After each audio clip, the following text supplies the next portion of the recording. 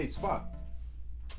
Get out of the way, man. I'm trying to make a video here. So my lovely girlfriend and I watched Obsession last night in the movie theater, and it was a once-in-a-lifetime experience, to say the least.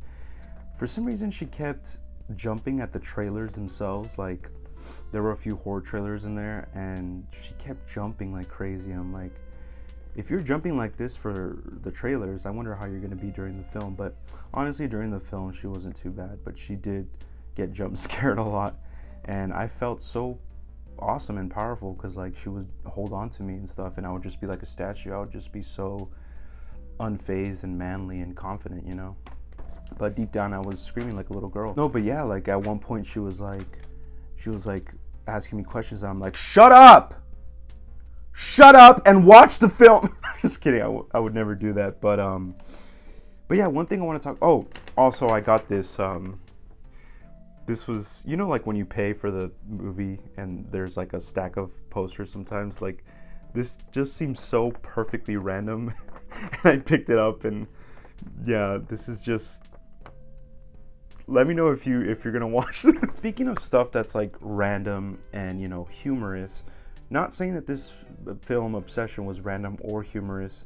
Actually, it was humorous, but it wasn't random.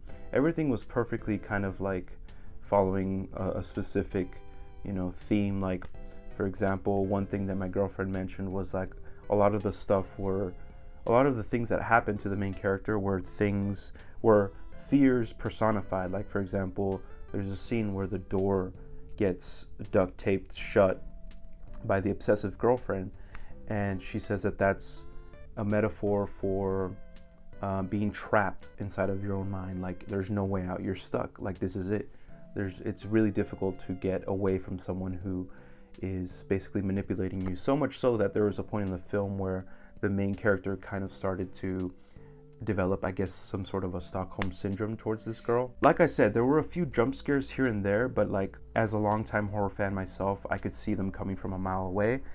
And speaking of seeing things coming from a mile away, I could also feel the comedy aspect of things, whether that was the writer or the director, the way that the dialogue was kind of played around with in certain scenes. It's like the anticipation of like something bad happening, but like in this case, it's like the anticipation of like a joke coming up, you know, like you kind of know, or I kind of knew when something was going to be turned into kind of like this awkward, funny moment. You can kind of tell by the spaces in between, the silence, the awkward silences. The main character was really awkward, by the way. My girlfriend, one of the first things she says was like, why is he so awkward?